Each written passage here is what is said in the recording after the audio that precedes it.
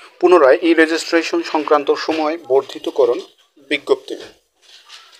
এত দ্বারা সংশ্লিষ্ট সকলের জ্ঞাতার্থে জানানো যাচ্ছে যে বেসরকারি শিক্ষা প্রতিষ্ঠানসমূহ স্কুল, কলেজ, মাদ্রাসা ও কারিগরি হতে অনলাইনে ই রেজিস্ট্রেশন করার জন্য পুনরায় 6 ডিসেম্বর 2024 খ্রিস্টাব্দ পর্যন্ত নির্ধারিত ছিল।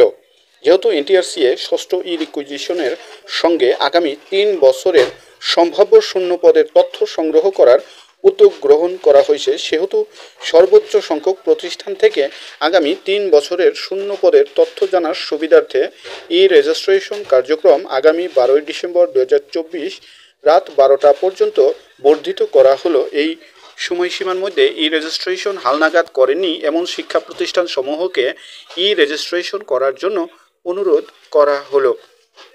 তার মানে কি, এই বিজ্ঞপ্তির মাধ্যমে ই রেজিস্ট্রেশন করতে বলা হয়েছে আগামী 3 বছরের মধ্যে যত শূন্য পদ সেটা উল্লেখ করে রেজিস্ট্রেশন করতে বলা হয়েছে। সেক্ষেত্রে 19তম নিবন্ধন যেটা সার্কুলার সামনেই আসবে, আসন্ন একটা সার্কুলার, এই পদগুলো ওই সার্কুলার থেকেই পূরণ করা হবে। সো যারা নিবন্ধন পরীক্ষার্থী বা সামনে পরীক্ষা দেবেন তাদের জন্য বিষয়টি অত্যন্ত গুরুত্বপূর্ণ।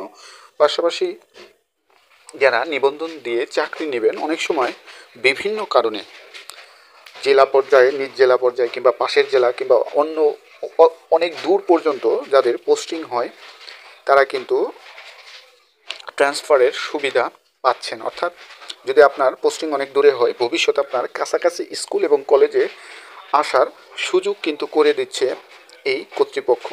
সো সামনে আপনাদের জন্য নিবন্ধনে ভালো কিছু আসতেছে আশা করি।